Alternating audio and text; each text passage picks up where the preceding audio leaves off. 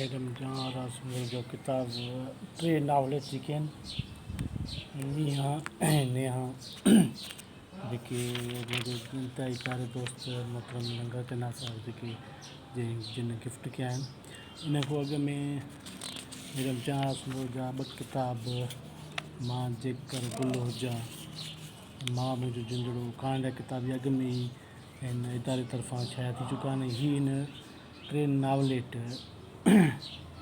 ज़ीनत ज़रिया मन अंदर जा लोच मींहा ऐं नेहा जेके तमामु सुठा मैडम तमामु लिखण ॾाढो बहितरीनु आहिनि ऐं ॾाढा सुठा इन जा जेके जो कहाणी जा किताब या नावल जेके इन खां अॻु में हिन जो जेको आहे सो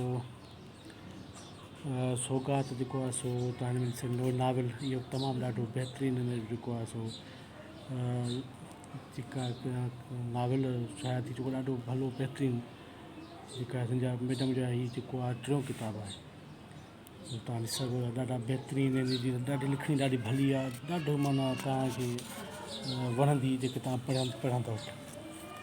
मैडम जो हीअ जेको आहे सो शौकत साहिबु जेको बैक टाइटल लिखियो आहे ऐं हिन में ॿ अखर जेके आहिनि सो फिलिप बैक फिलिप ते जेके दोस्त लंगर चन्ना जेके लिखियल आहिनि जेके ॾाढे मुहबत सां ॾाढे प्यार सां जेके लिखिया आहिनि। लंगर पाण कंहिं तारीफ़ मोहताज न आहे त हीअ तमामु ॾाढो बहितरीनु जेके असां नावलेट आहिनि। ऐं साईं मोहम्मद अली पठान साहिब बि जेको आहे सो फिलिप ते लिखियो आहे ॾाढो बहितरीनु दोस्त लंगर जो लख थोरा महिरबानियूं जंहिं वही नंढड़ी हिकिड़ी सुखड़ी जेको आहे गिफ्ट कई संदसि लख लाइक़ वॾा वॾा हीअ मैडम जो नंढड़ो उहो जेको आहे सो तारीफ़ आहे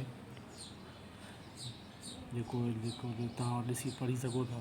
ऐं तव्हांखे इहा हिन में असांजे इदारे पारां डॉक्टर आफ्ताब साहब जो आहे ऐं उहा डॉक्टर नवाब काका बि ॾाढो बहितरीनु जेको आहे सो लेखक आहे। डॉक्टर शेर मराणी बि जेके PhD होल्डर आहिनि। नवाब काका जेको आहे सिंध यूनिवर्सिटी में आहे। ये जेके सो अली बख्श पठान बि जेको असांजो दोस्त आहे ॾोकरीअ जो उन्हनि बि ॾाढा सुठा लिखिया आहिनि। उमेद तव्हांखे ॾाढो वणंदो किताबु। ऐं हीअ नेचर